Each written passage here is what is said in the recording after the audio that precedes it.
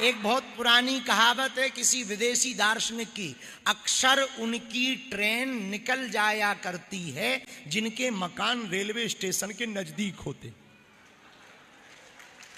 अक्सर उनकी ट्रेन निकल जाया करती जिनके मकान रेलवे स्टेशन के। पूछो क्यों? क्योंकि उनके दिमाग में ये चलता यही तो है, वही चक्कर में बोक गई। और भारत के यही स्थिति है, हिंदू ही हिंदू का विरोध करते।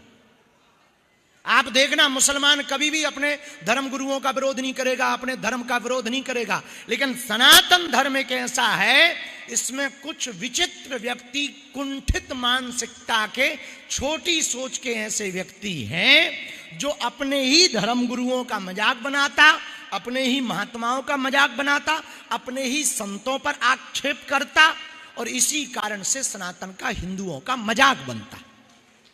अभी हमारे एक बहुत ही प्रिय वृंदावन के बहुत प्रसिद्ध कथावाचक हैं हमारे ज्येष्ठ भ्राता श्री पूज्य श्री देवकी नंदन ठाकुर जी।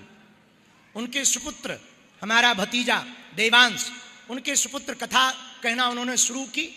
बढ़िया उनके पूज्य पिताजी कथा कह रहे थे, उसमें वो जो है गए, बढ़िया कथा सुनाई, अद्भुत वाणी से उन्होंने कथा कही। कई लोगों ने देश भर में उस छोटे से बच्चे को ट्रोलिंग शुरू कर दी, तरह तरह की बातें शुरू कर दी, मीम्स बनाना शुरू कर दिए कि देखो ये धंधा, देखो बच्चे को सेट कर दिया। अरे भाई, ये वाली बातें जो तुम संतों पर कहते, कथावाचकों पर कहते, कभी नेताओं पर नहीं कही। नेता भी तो अपने बच्चों को सेट करते हैं, बॉलीवुड वाले भी तो अपने बच्चे को सेट करते हैं। और डॉक्टर का बेटा डॉक्टर बने तो क्या गुनाह है, पुलिस वाले का बेटा पुलिस वाला बनता है, क्या गुनाह होता, किसान का बेटा किसान बनता है तो क्या गुनाह होता। वैसे कथावाचक का बेटा यदि कथावाचक बन जाए तो क्या अपराध। फिर भी इसी हिंदू धर्म के लोग पोस्टें डाल रहे, मीम्स बना रहे और बच्चे को टारगेट कर रहे हैं। हम इतना ही कहेंगे, कम से कम मुसलमानों से सीखो, वो अपने धर्म गुरुओं की कभी उपहास नहीं उड़ाते। और वो हिंदू हिंदू नहीं है, वे एक हिंदू होकर दूसरे की टांग खींच। अरे भाई, कथा तुम्हें नहीं सुननी तो तुम उनके पंडाल में मत जाना। वो कौन सा तुम्हें जबरदस्ती किडनैप कर रहे हैं? तुम्हें किडनैप थोड़ी कर रहे हैं भाई। तुम्हारा हमसे मन मिले तो मित्र बनाओ, गुण मिले तो गुरु बनाओ, चित्त मिले तो चेला, वरना रहो अकेला। भाई आपका मन नहीं है, आप मत जाओ, पर सनातन का मजाक मत होने दो। और जो भी सनातन का मजाक चीट हटरी बार हो, कि वो लौट करके बोलने के लिए 10 बार सोचें। लेकिन अभिव्यक्ति की आजादी है, स्वतंत्रता है, कोई कुछ भी कह देता, पर हम हिंदुओं से आवाहन करेंगे, अब बहुत हो गया हमारे मंदिरों पर, मठों पर, महंतों पर लगातार आक्षेप करना, लगातार तरह तरह की टिप्पणियां करना। अब हम लोगों को सजग होना होगा, अपना मजाक हम खुद नहीं बनाएंगे।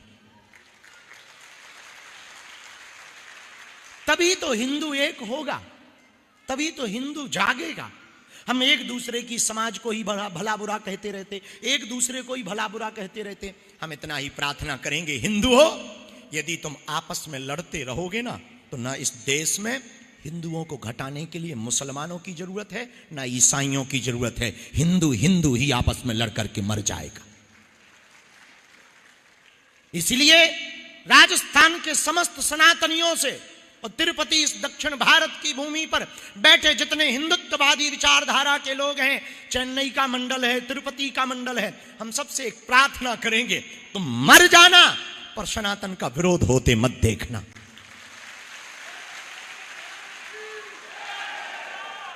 और मैं वैसे भी राजस्थान की वीरों की भूमि है, उस भूमि से आए हो जहां महाराणा प्रताप की खड़ग ने नाकों चनों चबा दिए दुश्मनों को, उस भूमि से आप आए हो, वीर प्रसूता भूमि से आए हो। हमारी प्रार्थना है, जैसे एकजुट रह करके मारवाड़ी समाज, जैन समाज रहता है, एक बात और हो, आपस में समाजों का टकराव बंद हो जाए, मंडलों का टकराव बंद हो जाए, सेवादारों का टकराव बंद हो जाए, महंतों का टकराव बंद हो जाए। हिंदू एक हो जाएगा तो भारत हिंदू राष्ट्र हो जाएगा।